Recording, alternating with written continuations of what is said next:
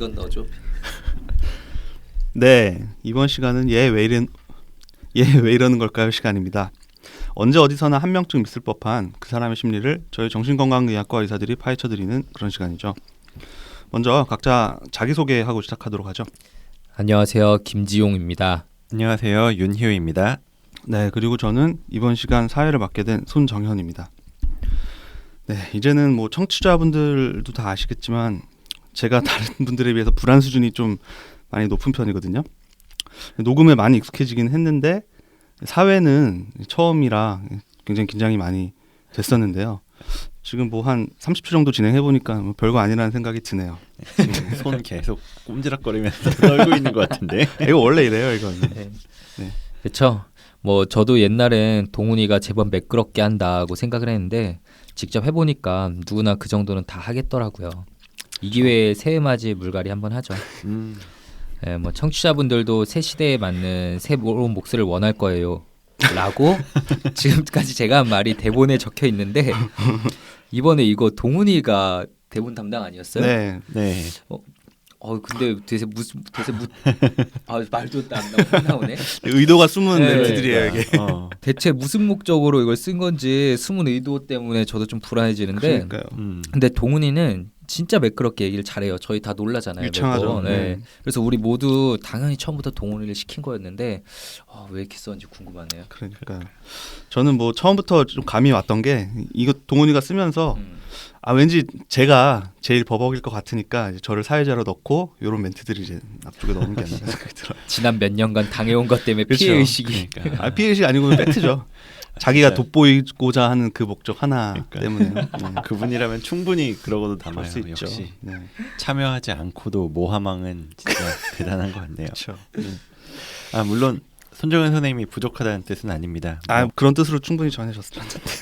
워낙 안정감 있는 보이스잖아요. 매니아층도 계시고 오늘 한번 본때를 보여주세요. 네, 뭐 잘 보여드리도록 하겠습니다. 본격적으로 방송을 시작을 해보도록 할 건데 먼저 이번 시간에 어떤 사연이 준비되어 있을지 우리 오리지널 사연 요정 윤희우 선생님께 소개 부탁드릴게요.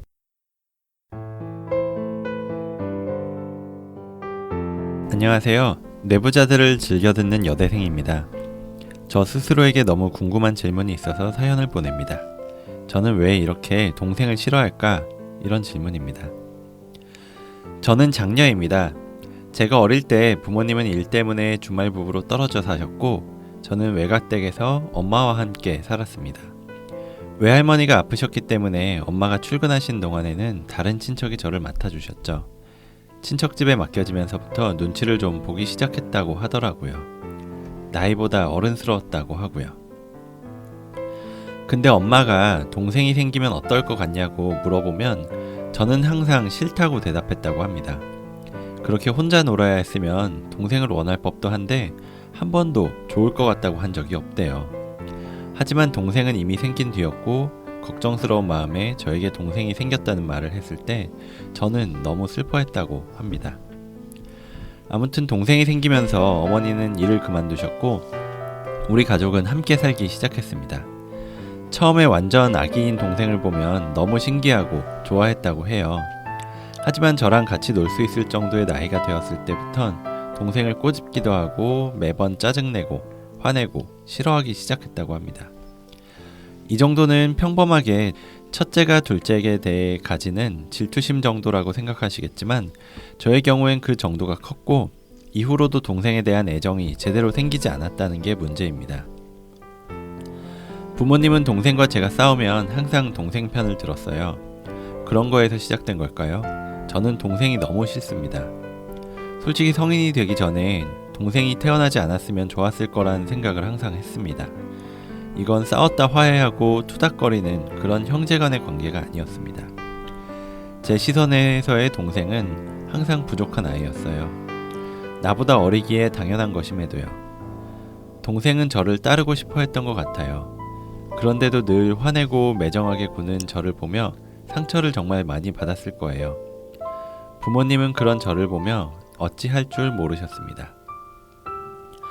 그러던 동생도 사춘기가 되고 점점 저를 멀리하기 시작했습니다. 그렇게 혐오한다는 티를 냈으니 당연할 겁니다. 저는 고등학생이 되어 입시 때문에 집에 있는 시간이 없었고 그렇게 동생과 아주 조금의 좋은 마음도 없이 성인이 되자마자 따로 살게 되었어요. 성인이 되어서 보니 제가 정말 못됐었더라고요. 동생에게 미안했어요. 부모님은 첫째인 저에게 많은 기대를 하셨고 내가 잘 되어야 동생이 잘 되는 것이라며 항상 더 많이 혼내고 더 많이 투자하셨습니다. 이유 없이 싫어하는 언니가 부모님의 관심을 독차지했으니 동생이 얼마나 소외감을 느꼈을지. 하지만 동생을 보면 아직도 답답하고 모진말이 튀어나옵니다. 동생도 저를 보면 고슴도치처럼 나를 세우고요. 저는 학교 때문에 1년에 본가에 내려가는 날이 1, 2주 정도밖에 안 돼서 이 관계는 나아질 기미도 보이지 않아요. 애초에 동생에게 어떻게 다가가야 하는지도 모르겠고요. 그땐 내가 미안했다라고 하기엔 동생의 상처를 섣불리 터뜨리는 것 같아 두렵습니다. 저는 어떻게 해야 할까요?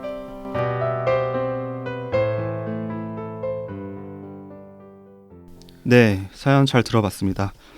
오래전부터 틀어진 동생과의 관계를 어떻게 해결하면 좋을지에 대해서 사연을 주셨네요. 사연 들으면서 두 분 어떤 생각들이 좀 드셨어요? 네, 이게 진짜 어려운 문제인 것 같아요.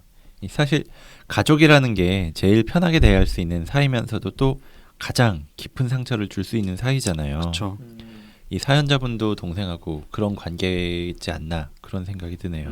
네, 정말 그 사랑과 증오, 애증의 관계가 될 수밖에 없는 것 같은데 그러고 보니까 공교롭게도 오늘 저희 여기 모인 멤버들 모두 남자 형제가 있죠. 다들 형이 있는데 네, 형 있는 사람 맞아요. 세 명이서 온 거죠. 그러니까요. 신기하네요. 저는 3살 터울 위에 형인데 뭐 참 많이도 싸웠죠. 셀 수도 네. 없이 말도 안 되는 이유로 싸웠었는데 다른 분들 좀 어떠세요? 저도 3살 터울 위에 3살 위에 네, 형이 있고 그렇죠. 네. 어릴 때는 형이 막 진짜 저를 예뻐해 줬었다는데 물론 저 기억이 안 나는 시기고 제가 진짜 어릴 때 생각해 보면 근데 형을 다 따라했던 기억이 나요. 여기서도 동생이 언니를 따라고 싶어 했다는 얘기 나오잖아요. 저도 뭐든지 다 따라했었던 기억이 나고 막 장난감 뭐 사면은 꼭 맨날 이거 사서 같이 쓰자 막 형한테 그러면서 결국은 제가 좀 가져가려고 맨날 그 형 장난감에 손대고 저는 기억이 안 나는데 형이 학교에서 상장을 받아온 적이 있었는데 이름을 지우고 제 이름을 썼었대요. 그래가지고 그런 거 생각해 보면은 형이 가끔씩 짜증 냈던 순간들이 아 진짜 그럴만 했겠구나 싶기도 하더라고요. 그래서 사춘기 지나서는 꽤 싸웠고 저도 형이 저랑 체급이 약간 달라서 제가 일방적으로 좀 맞았던 기억들도 많이 나네요. 네, 저도 되게 비슷한 것 같아요. 저는 2살 터울인데 그리고 저도 사연자분하고 약간 더 비슷할 것 같은 게 저하고 형이 원래 집은 지방인데 대학을 오면서 둘 다 서울로 왔거든요. 그래서 그런지 몰라도 형이 대학교 가기 전까진 저도 진짜 많이 싸웠어요. 막 진짜 심할 땐 집안에 있는 물건들 막 부서지면서까지 싸웠는데 막 남자 형제들은 그렇죠. 그러고 나면 진짜 부모님한테 엄청 혼나고. 네.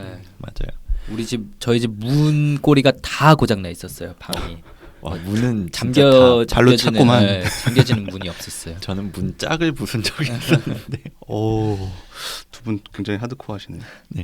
그랬는데 아무튼 형이 대학 가고 나서 그리고 저도 대학 온 다음에는 이제 객지에서 각각 혼자 지내다 보니까 좀 자연스럽게 의지가 되더라고요. 그래서 지금은 사이가 꽤 좋아진 것 같고 뭐 오늘도 이따가 뭐 형 생일이라고 모이는데 또 가서는 약간 투닥거리는 소리를 할지도 모르긴 하겠네요. 저는 저희 학생 때 정현이 형 결혼식에 갔던 기억이 나는데 정현이가 초대했었거든요. 형 네. 결혼식이라고. 네네. 그때도 약간 신선하긴 했었어요. 그 누구 형 결혼식에는 사실 초대받은 적이 없어가지고 정현이가 형이랑 되게 친한가 보다 그렇게 생각했었는데 지금 한 달에 한 1년에 한 4번 정도 카톡 하는 것 같네요. 제가 지금 뭐라고 반응을 해야 될지 좀 당황이 되는데 아무튼 이렇게 길견 생각했을 때는 대부분 어렸을 때 뭐 이렇게 방문이 부서질 정도로 싸우고 투닥거리다가도 뭐 특별한 일 없으면 보통 어른이 되면서 이제 무난하게 잘 지내고 서로 이제 안부도 묻고 챙겨주고 이렇게 되는 게 일반적이죠. 뭐 반대로 어렸을 때는 사이가 좋았는데 어떤 일이 있어서 뭐 갈등이 생겨서 틀어지는 경우도 있을 수는 있고요. 그래도 아마 전자의 경우가 훨씬 더 많지 않을까 싶은데요. 근데 이 사연자분께서는 어릴 적부터 줄곧 동생을 싫어해 왔고 지금도 여전히 관계가 아주 좋지 않다고 하셨어요. 왜 그랬던 걸까요? 뭐 사실 어린 아이가 동생을 싫어하게 되는 건 굉장히 흔하고 어떻게 보면 자연스러운 일이거든요. 본인이 독점하던 부모의 사랑을 이제 동생이라는 존재가 나타나면서 그걸 나눠줘야 되고 일정 부분 뺏기는 거잖아요. 예. 그래서 부모가 보지 않는 곳에서 뭐 동생을 꼬집거나 때리기도 하고 뭐 동생의 모습을 본따 이렇게 부모의 관심을 얻으려는 퇴행을 보이기도 한대요. 그래서 뭐 제가 들은 집 중에는 이렇게 엄마 안 보이는 데서 동생 이렇게 누워 있는 동생한테 소변을 넣었다는 애도 있더라고요. 그럴 수 그 정도로 정말 동생에게 안 좋은 감정을 부정적인 감정을 가지게 될 수 있는데 저희 첫째 같은 경우는 둘째가 태어났을 때 뭐 그렇게 뭐 때리거나 미워하거나 이런 모습을 보이지 않았는데 약간 퇴행하는 듯한 모습은 있었어요. 그 자기 전에 누워서 젖병에 우유 먹는 거 다 뗐었는데 갑자기 자기도 달라 그러고 잘 걸어 다니는데 갑자기 동생 안아주니까 자기도 안아달라 그러고 그런 게 좀 있었죠. 맞아요. 그리고 뭐 변 같은 거 대소변 가리기도 훈련해 놓은 다음에 아기가 동생이 태어나면은 갑자기 막 싸고 이런 경우도 많다고 그쵸. 얘기 들었었어요. 네. 이렇게 지용이 형이 말한 것처럼 처음엔 퇴행된 모습을 보일 수 있지만 그래도 부모가 첫째 아이한테 충분히 관심 표현해 준다면 그런 모습은 줄어든다고 해요. 근데 부모의 사랑과 인정을 얻기 위한 형제 간의 경쟁은 이게 평생에 걸쳐서 계속되는데 이걸 시블링 라이벌리라고 이야기를 합니다. 뭐라고요? 시블링 라이벌리. 네. 네, 욕한 거 아니고요. 이거는 그 정도의 차이는 있을 수 있지만 이 모든 형제들한테 나타난다고 해요. 그리고 이게 꼭 나쁜 것만은 아니에요. 뭐 상대방의 성취를 보면서 자극을 받고 뭐 그 결과로 자기 자신도 발전을 이루고 하니까요. 왜 어렸을 때 뭐 동생은 꼭 형이나 언니가 하는 거 보면 따라하고 싶어 하잖아요. 그래서 뭐 또래들보다 조숙하거나 아니면 운동 발달이 빠른 경우도 많고 실제로 뭐 유명한 뭐 운동선수나 이런 사람 중에서도 그런 이것 때문에 둘이서 다 경쟁하면서 발전하는 경우도 종종 있죠. 네, 그 흑인 자매 테니스 선수. 맞아요. 윌리엄스 자매. 네. 얼마 전까지도 활동을 하는 걸 제가 TV에서 얼핏 봤는데 아직도 세계 랭킹 1위 아 그래요? 일지도 몰라요. 저희 굉장히 어렸을 때부터 있었던 것 같은 대단하네요. 그 비너스 윌리엄스, 세레나 윌리엄스 실제로 두 사람 간의 라이벌리가 굉장히 대단하다고 저도 얘기를 들었던 것 같고요. 이런 시블링 라이벌리의 정도는 여러 가지 요인에 의해서 영향을 받죠. 부모님이 어떻게 이제 두 아이에게 각각 대우를 하는지, 그리고 타고난 기질, 그리고 출생 순서, 그리고 이제 가족 외적인 그 외부의 환경 등을 생각해 볼 수가 있고요. 남매보다는 동성 간의 그러니까 형과 남동생 아니면 언니와 여동생 간에 강하게 생기는 경향이 있고 또 나이 차이가 적을수록 그러니까 뭐 연년생일수록 더 심하다 그렇게 알려져 있고요. 그리고 특이하게 형제 중에 한 명 아니면 양쪽 다 지능이 높은 경우에 이 시블링 라이벌리가 역시 치열하게 심하게 나타날 수 있다고 알려져 있습니다. 그 형제 사이에 이런 어떤 복합적인 감정이나 갈등 관계가 워낙 이제 거의 본능적인 감정에 가깝기 때문인지 여러 고전이나 어떤 미디어에서 소재로 많이 사용되고 있죠. 뭐 앞에서 이제 실제 인물에 대해서도 얘기를 했지만 뭐 왕좌의 게임에 나오는 이 바라세온 형제 뭐 드라마 보신 분들은 뭐 다 아실 것 같아요. 그 왕위를 놓고 큰 형이 죽은 후에 둘이 정말 죽고 죽이는 싸움을 하죠. 실제로 형이 동생을 죽이게 되고요. 네. 제가 좋아하는 또 드라마 영드인 그 홈즈에서 네, 셜록. 네. 네, 그 마이크로프트 그 맞아요. 형하고 둘 다 네. 머리가 맞아요. 엄청 좋아가지고. 그쵸. 굉장히 둘이 신경전하는 장면을 봤던 것 그러니까, 같아요. 맞아요. 추리 게임을 둘이서 하기도 하고. 네. 그 뭐 이제 이런 시블링 라이벌리 자체가 나쁜 건 아닌데 당연한 거죠. 당연한 거고 나쁜 건 아니에요. 근데 너무 강하게 나타날 경우에는 문제가 될 수 있어요. 뭐 생각해 보면 그런 그 바라시온 거기도 그렇고 맞아요. 또 어릴 때 저희 다 봤던 애니메이션의 라이온 킹에서도 네. 그 동생이 결국 네. 형을 그렇게 살해하기까지 되는 네. 거잖아요. 그게 햄릿의 모티브를 따왔다고 했는데 거의 그 극 전개의 핵심 뼈대죠. 그러게. 형제 간의 그 갈등이. 그 단순하게 생각해봐도 경쟁이 치열하면 치열할수록 그 패배했을 때 받는 심리적 데미지가 크잖아요. 그리고 사실 둘째는 형에게 계속 자기가 극복해야만 할 대상이고 네. 둘째도 투쟁하게 맞아요. 되는 거지만 사실 생각해보면 첫째 입장에서는 절대 져선 안 되는 게임이에요. 음. 둘째는 자기가 져도 그래 내가 아직 동생이니까 이러고 또 도전할 수 있는데 첫째는 지면 그 심리적 타격이 훨씬 더 크거든요. 그러네요. 그러니까 첫째도 더 강하게 반응할 수밖에 없죠. 음. 이런 과정이 반복되면 상대방에 대한 반감이 커질 거고요. 결국 사연자분처럼 이런 관계가 틀어질 수도 있는 거죠. 특히 시블링 라이벌리는 10살에서 15살 사이에 청소년기에 가장 강하게 나타난다고 하는데 어린 시절과 다르게 이 시기는 정서적으로 좀 예민한 시기니까 서로에게 큰 상처를 줄 수도 있어요. 네, 그래서 이 시기를 잘 보내지 못하면 성인기가 돼서도 멀어질 수밖에 없는 관계로 남을 수 있는 거죠. 그래서 여기 있는 분들은 대부분 형제들과 잘 지내는 것 같긴 하지만 실제로 성인의 한 3분의 1 정도는 형제와 멀다고 느낀다고 해요. 그리고 반면에 장년기로 접어들면서 이런 경쟁심은 점점 사그러든다고는 하고요. 네, 좋습니다. 우리 사연자분의 동생에 대한 오래된 미움과 반감은 저희가 지금 말씀드린 이 시블링 라이벌리라고 하는 어떤 형제간에 흔하게 나타날 수 있는 갈등 감정으로부터 비롯됐다고 볼 수 있을 것 같은데 이분의 경우에는 그 정도가 확실히 강하죠. 심하신 것 같은데 어떤 요소들이 좀 이분에게 이렇게 강한 감정을 만들어내게 된 걸까요? 사연자분이 자라난 양육 환경이 아무래도 좀 큰 역할을 하지 않았나 싶어요. 어렸을 때 이제 부모님과 떨어져서 친척분에게 이렇게 맡겨졌다고 하셨는데 이런 환경에서 부모님이 날 사랑하고 있고 나를 버리지 않을 거라는 안정적인 애착을 형성하는 게 아무래도 어렵죠. 조금 더 어렵죠. 네. 예, 현실적으로 어쩔 수 없는 이유가 있었던 거지만 어쨌든 나를 이제 익숙하지 않은 공간 좀 그리고 엄마처럼은 가깝게 느껴지지 않은 사람에게 맡겨두고 엄마 아빠가 떠나버린 거잖아요. 아이가 낯선 곳에서 혼자 살아남아야 되니까 다른 어른들 눈치를 보게 되고 부모님과 다시 만났을 때는 또 부모가 자기를 영영 떠나버리는 상황을 이렇게 두려워했었으니까 부모가 좋아할 만한 행동을 하게 되죠. 그러니까 그때도 또 눈치를 보는 거고요. 실제로 이분도 사연에서 그 시기부터 좀 눈치를 보고 어른스러워졌다라는 얘기가 나오잖아요. 한마디로 이게 어리광도 못 부리고 투정도 못 부리게 되는 거죠. 날 떠나버릴까 봐. 그래서 사연 내용을 뭐 저희가 정리하면서 또 빠졌지만 5살 때 어머니가 업어주겠다고 해도 엄마가 힘들다고 나는 괜찮다 이렇게 얘기했다는 내용을 적어주셨거든요. 이런 어른스러운 행동을 했던 것 자체도 지금 말한 것과 같은 맥락으로 생각해 볼 수 있을 것 같아요.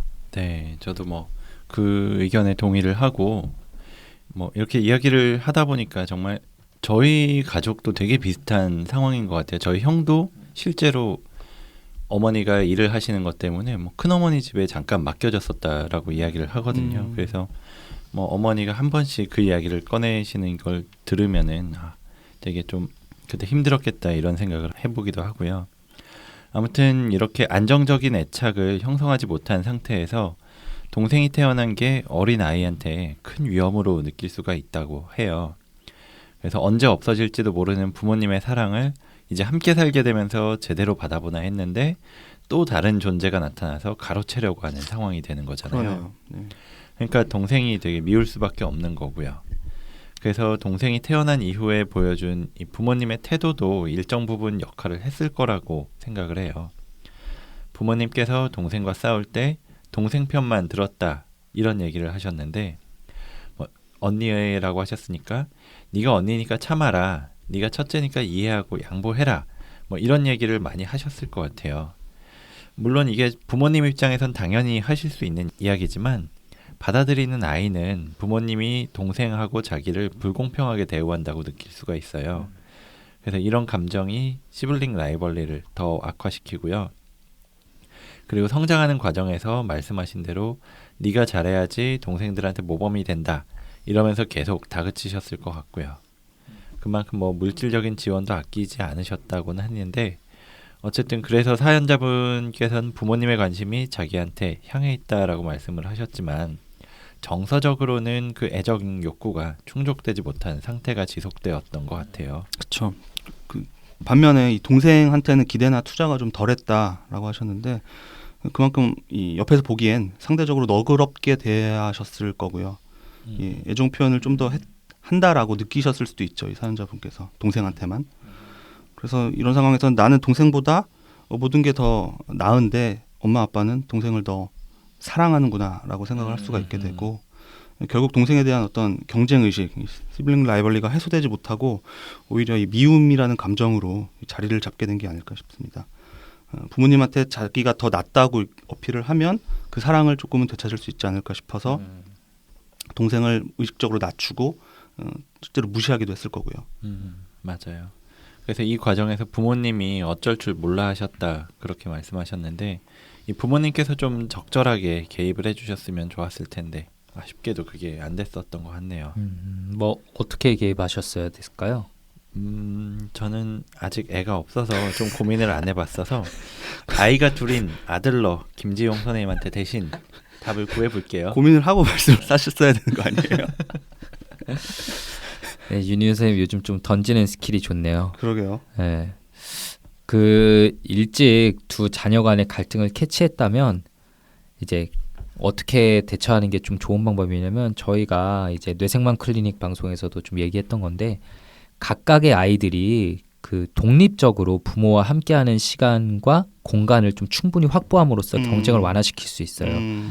그러니까 첫째 아이와 단둘이 보내는 시간을 가져서 너도 여전히 사랑을 받고 있다라는 걸 각인시켜 주는 거죠. 그러니까 이제 대부분 부모들이 저도 솔직히 처음에 그랬었고 가족들이 다 같이 뭘 해야만 할 것 같은 그런 당연하게 그렇게 그리고 생각을 현실적으로 하고 있어요. 시간 관계상 그렇게 할 그래서 수밖에 주말 없죠. 같을 때 시간이 나면은 첫째와 둘째를 다 같이 데리고 놀러 나가고 근데 어디 놀러 나가면 당연히 둘째가 더 어리니까 둘째한테 손이 더 갈 수밖에 네. 없잖아요. 그러니까 같이 놀러 나가도 첫째에게 그거는 온전히 부모에게 사랑받는 시간이 아닌 거죠. 그래서 시간이 좀 충분하지 않더라도 일부러 나눠서 한 번은 아빠가 뭐 첫째를 데리고 나가서 둘이서 놀고 오고 그 사이에 엄마는 집에서 둘째를 보고 있고 다음에는 엄마가 첫째를 데리고 나가서 또 놀고 오고 아빠가 둘째랑 집에서 놀고 있고 이렇게 각각의 시간과 공간을 좀 마련을 해주는 거죠. 또 동생을 괴롭히거나 싸우는 걸 이제 부모로부터 관심받는 수단으로 이용하는 아이들이 있어요. 그래서 부모가 필요할 때 그 어필할 수 있는 이런 좀 동생을 괴롭히는 거 말고 새로운 대안적인 방법을 교육하는 것도 필요하겠죠. 라고 저희가 좀 얘기를 드리지만 사실 아이를 여러 키우다 보면 정신이 없으셨을 거예요. 맞아요. 저는 진짜 둘 키워도 이게 정신이 너무 없는데 가끔 셋이나 넷 키우시는 분들 보면 정말 존경스러워지거든요. 네, 그래서 아이들을 사랑하는 마음은 크지만 현실적인 상황 때문에 세심하게 신경을 쓰지 못하는 경우가 너무 흔한 것 같아요. 뭐 저희 정신과 의사들도 사실 그렇고요. 그 공감을 하는 게 조금 상황이 약간 다른데 저희 엄마죠. 저희 어머니. 그러니까 저희 아기의 할머니가 조카.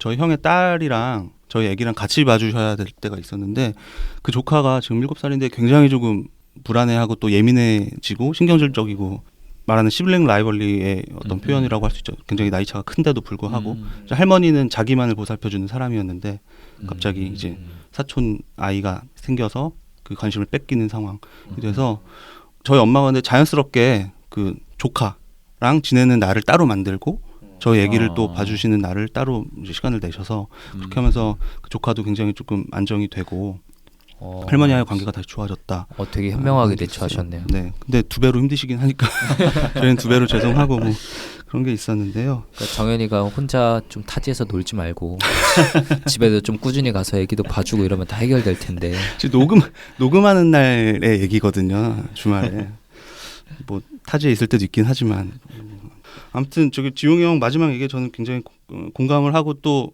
저는 이제 아이가 하나니까 정말 힘드시겠다는 생각이 드는 게 정말 잘해주고 싶은 마음이 있다가도 아이가 하나밖에 없어도 제 감정이 휩쓸리거나 또는 실제로 일이 바빠서 일에 치여서 아기의 어떤 정서적인 부분을 잘 보살펴주지 못할 때가 많거든요. 아기가 앞으로 자라면 더 그런 일이 많아질 것 같다는 걱정이 있고요. 그래서 지금 말씀드린 이 부모님의 양육 방식, 태도가 이런 시블링 라이벌리가 부정적으로 형성되는데 원칙적으로 큰 영향을 미칠 수는 있지만 저희가 이 사연자분의 경우를 저희가 직접 뵙고 상황을 온전히 다 듣고 이해한 게 아니기 때문에 혹시라도 이 사연자분께서 저희 이야기를 들으시고 지금의 어떤 힘든 자매 관계에 대해서 부모님을 향한 원망의 마음이 더 커지고 이렇게 탓을 많이 하시게 되지는 않았으면 좋겠다는 생각이 듭니다. 네. 네. 네, 지금까지 우리 사연자분께서 왜 동생을 미워하게 됐고 관계가 나쁜 상태가 계속되는지에 대해서 얘기를 나눠봤는데요. 결국 이제 중요한 건 어떤 해법일 것 같습니다. 사연자분도 어떻게 해야 되는지, 동생한테 어떻게 이야기를 꺼내고 다가가서 해야 할지, 섣불리 다가갔다가 동생의 상처를 터뜨리게 되는 건 아닌지 걱정이라는 얘기를 마지막에 하셨어요. 네, 맞아요. 이 문제를 푸는 게 정말 쉽지 않아요. 워낙 오랜 시간 동안 계속 쌓여온 만큼 뭐 그 과정에서 동생은 상처를 굉장히 많이 받았을 거고요. 네. 그래서 지금은 그 상처가 겹겹이 쌓여서 뭐 두꺼운 딱지가 그 위를 덮은 상태일 거라고 생각이 들고요. 그런 상황에서 그 딱지를 억지로 떼어내려고 하면 잘 떨어지지도 않을 뿐더러 떼어낸다고 해도 아물지 않은 속살이 드러나면 굉장히 통증이 클 겁니다. 그런 면에서 이 사연자분의 말씀이 좀 맞다고 생각을 해요. 섣불리 이야기를 꺼내는 건 좀 조심해야 할 필요가 있을 것 같고요. 그래서 지금 상황에서 제일 먼저 해야 될 일이 자기가 동생하고 정말 화해를 할 준비가 되어 있는지를 살펴보시면 좋을 것 같아요. 이게 단지 내 마음 속에 어떤 불편한 마음을 해소하려고 싶은 건지 아니면 진심으로 동생한테 미안한 마음이 들어서 그 비틀린 관계를 되돌리고 싶은 건지요. 이게 만약에 후자라면 정말 충분한 시간과 노력을 들일 각오를 해야 될 겁니다. 만약 지금 동생 입장에서 사연자분을 멀리하려고 하는 건 당연한 일일 거니까 이미 현재 관계에 익숙해져서 굳이 되찾고 싶은 마음이 없을 수도 있으니까 그만큼 좀 조심해야겠죠. 맞아요. 그쵸. 갑자기 다가오는 거를 굉장히 불편하고 불안해하실 수도 있어요. 동생 입장에서. 네, 그럴 것 같아요. 그 예전 방송에서 저희가 이 정신화, 내면적 정신화와 외현적 정신화라는 개념에 대해서 설명을 드렸던 적이 있어요. 그 내면적인 정신화가 단순히 직감적으로 어떤 깊은 성찰을 하지 않은 상태에서 내 관점에서 상대방의 의도와 감정을 평가를 하는 것이라고 하면, 외현적 정신화는 자신과 그 사람이 다르다는 것을 전제에 깔고 상대에 대해서 의식적으로 성찰하고 심사숙고해서 그 사람에 대해서 이해하고 노력하는 결과에 의해서 가능한 거라고 말씀드렸었는데요. 지금 사연자분한테 필요한 건 동생에 대해서 당연히 외현적 정신화, 진실된 정신화를 해보는 노력이 필요할 것 같고요. 쉽게 말하자면 동생 입장에 서서 역지사지를 하는 거죠. 이러이런 상황에서 동생 감정과 생각이 어땠을지, 또 지금은 어떨지 헤아려 보려는 노력을 꾸준히 해보셔야 돼요. 동생을 보면은 지금도 뭐 여러 가지 그 행동이나 지금 상태에 대해서 답답해서 모진 말이 튀어나온다라고 하셨는데, 그런 걸 보면 아직은 외연적 정신화는 조금 더 노력을 많이 하셔야 될 것 같아요. 내면적인 상태에만 머물고 계신 것 같고요. 네, 맞아요. 이것도 뭐 사연에 빠졌지만 동생분이 학교를 졸업한 후 집에서 지내고 있다고 하셨잖아요. 네. 그 외연적 정신화의 과정을 거친다면 동생분의 상태를 이제 한심하다는 생각이 들기보다는 본인은 이 상황이 얼마나 힘들까 좀 더 안쓰럽게 여기게 되겠죠. 또 동생이 모진 말을 내뱉었을 때 같이 즉각적으로 화를 내기보다는 그동안 동생 입장에서는 받았을 상처가 깊었겠구나라고 생각하고 그걸 좀 감수할 수도 있고요. 또 그 동생과의 거리감을 좁히기 위해서 본가에 조금 더 자주 내려가 볼 수도 있겠죠. 이런 준비가 되지 않은 상태에서 대화를 시도한다면 오히려 상처를 긁어서 덧나는 결과를 불러올 수도 있어요. 그리고 만약 이러한 준비가 충분히 되었다는 생각이 든다면 이제 준비가 됐다. 그러면 글을 통해서 사과의 뜻을 정해보는 것도 어떨까 싶어요. 아무래도 좀 몇 년을 제대로 대화하지 않은 상태에서 곧바로 이런 이야기를 한다는 건 서로에게 좀 무리일 수 있거든요. 그리고 글을 보냈는데도 이제 만약 반응이 없다고 하더라도 나는 할 만큼 했으니 그만두자 라는 생각 대신에 충분히 기다릴 수 있어야 돼요. 네. 나와 동생이 서로에게 받은 상처의 깊이가 당연히 다를 거고 그렇기 때문에 그 감정들을 이렇게 안에서 소화해내는 그 속도와 시간도 같을 수는 없거든요. 동생의 마음을 좀 이해하고 포용할 자세를 갖추는 게 화해의 첫 번째 단계일 거라고 생각하고, 저희가 이렇게 조언을 준비했었는데 오늘 녹화 직전에 이 사연자분께서 다시 메일을 녹음이요, 주셔서 녹음. 녹음 그래 다시 TV 편집 안 할 거예요. 녹음 직전에 이 사연자분께서 다시 메일을 주셔서 동생에게 다가가기로 결심했다고 이야기를 해주셨거든요. 네, 주셨죠. 정말 쉽지 않은 결정이었을 거고 네. 그 결정 후에도 지금도 솔직히 불안한 감정과 걱정이 크실 텐데 그럴 거예요. 예, 정말 격려해드리고 싶어요. 대단하시다고 말씀드리고 싶고 그래서 저희가 조금 더 실제적인 조언을 드리는 것도 필요하겠다는 생각이 들더라고요. 좀 어떤 게 있을까요? 네, 제 생각에도 글로 소통을 시작하는 게 좋은 방법일 것 같아요. 동생과의 지난 관계에 대한 생각을 사연을 주신 것처럼 뭐 편지로 길게 쓰는 것도 가능하겠지만 좀 부담스러울 수도 있을 거예요. 저 서로 그쵸? 쓰는 분도 그렇고 상대방도 그렇고요. 그럴 때는 뭐 카톡이라든지 뭐 SNS 쪽지 같은 걸로 비교적 편한 수단으로 짧게 접촉을 늘려나가면 어떨까 하는 생각을 해봤어요. 네.